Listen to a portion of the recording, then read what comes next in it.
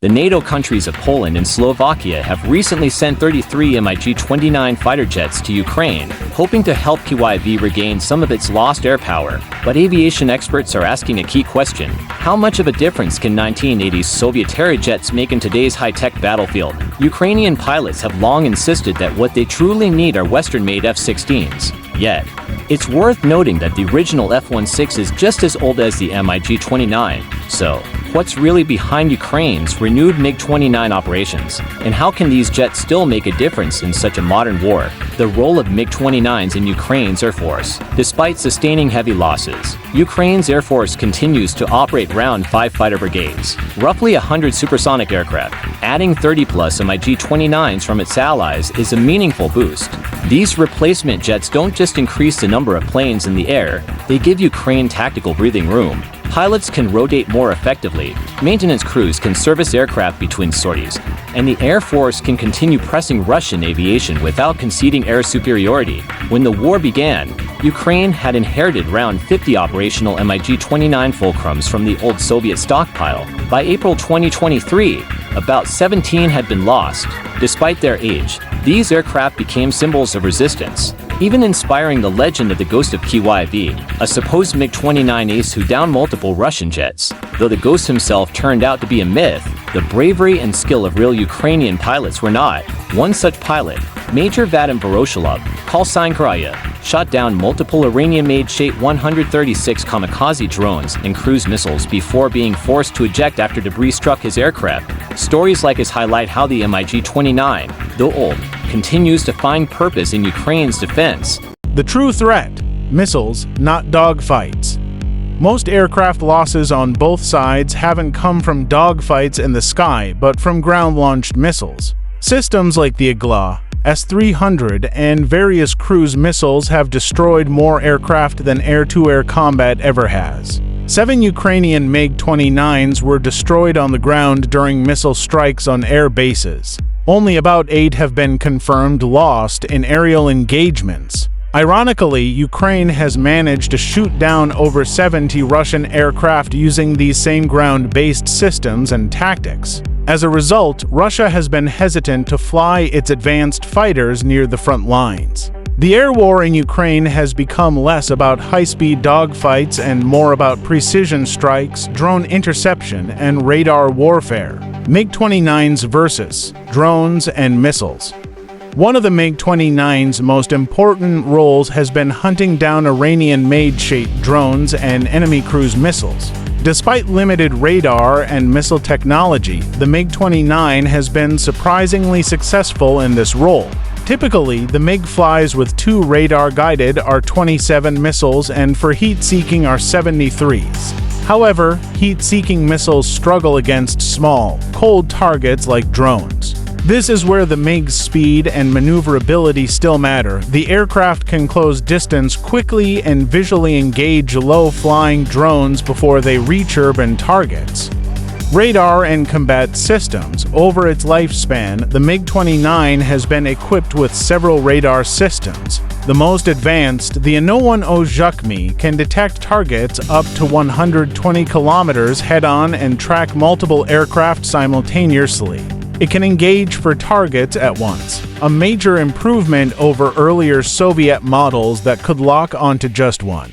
However, when compared to the modern F-16's AESA radar, the MiG is still outclassed. The F-16 can detect enemies at 200 kilometers and track up to 20 targets. It's also integrated into NATO's modern digital combat systems, which gives its pilots vastly superior situational awareness. That's why Ukrainian pilots describe the difference as like using a rifle with iron sights versus one with a high-tech scope. The MiG-29 might still be reliable, but it's fighting with older eyes. Technical challenges and upgrades. The donated MiG-29s from Slovakia and Poland arrived with some controversy. There were early rumors of sabotage by Russian contractors who had previously worked on maintaining them. While investigations found no hard evidence, they did uncover serious mechanical wear. One engine that should have lasted 350 hours burned out after just 78. To make the aircraft combat-ready, Ukraine and its allies have installed new navigation systems, secure communication gear, friend-or-foe identification, and digital cockpit displays. These upgrades are turning old Soviet airframes into hybrid fighters, not quite modern, but far from obsolete. Why Ukraine still needs F-16s? Major Voroshilov put it plainly, greater than right now. We can only hold the enemy. With F-16s, we could control the air, the sea, and the ground to protect our infantry. Air superiority is vital for Ukraine's counteroffensive. Infantry advances are far more dangerous without reliable air cover. With the MiG-29's limited radar range and outdated missile systems, Ukrainian pilots are often forced to hold defensive positions rather than dominate the skies. The F-16's advanced radar, precision weapons, and NATO compatibility would allow Ukraine to conduct coordinated air and ground offensives with far greater efficiency, armament, and firepower. The MiG-29 carries a 30mm GSH-30 cannon with just 100 rounds, enough for only 4 seconds of sustained fire. While powerful, the weapon overheats quickly, requiring a water cooling system and frequent barrel replacements after just 2,000 rounds. By contrast, the F-16's 20mm Vulcan cannon carries 5 times as much ammunition. The MiG's limited ammo reflects its Cold War design philosophy: short, intense engagements rather than long, drawn-out battles. Still, Ukraine's advantage lies in logistics. The country already produces R-73 and R-27 air-to-air missiles domestically. This self-reliance helps offset its inability to produce Western munitions for the F-16, one reason why the U.S. estimates it could take up to 18 months to train pilots and supply the necessary weapons if F-16s were sent. Adaptation and countermeasures. Modern MiG-29 variants carry 120 flares and chaff rounds to counter enemy missiles. These defenses, combined with the aircraft's extreme maneuverability, make it surprisingly survivable in close-range combat.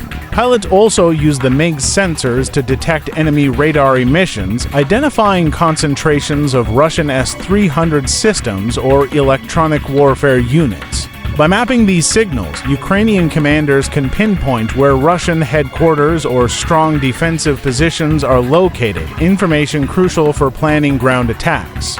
Survival under fire.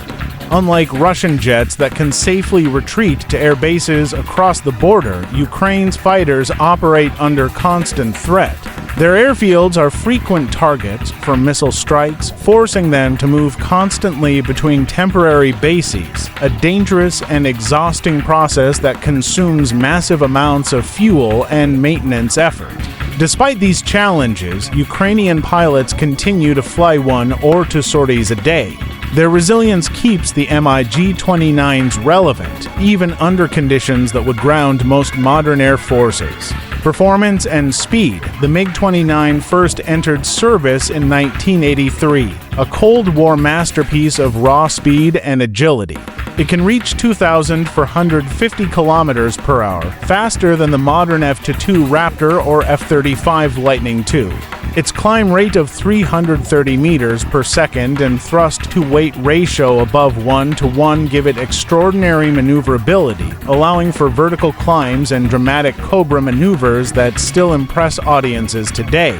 However, these strengths reflect an older philosophy of air combat, when speed and agility mattered more than stealth and sensors.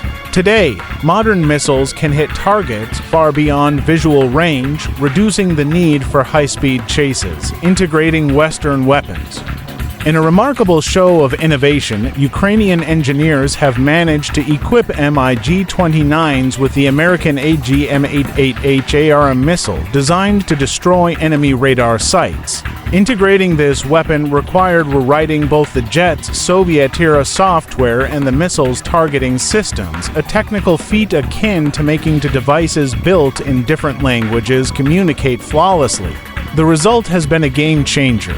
MiGs can now strike Russian radar installations from long range, clearing the skies for ground operations. The MiG-29's legacy.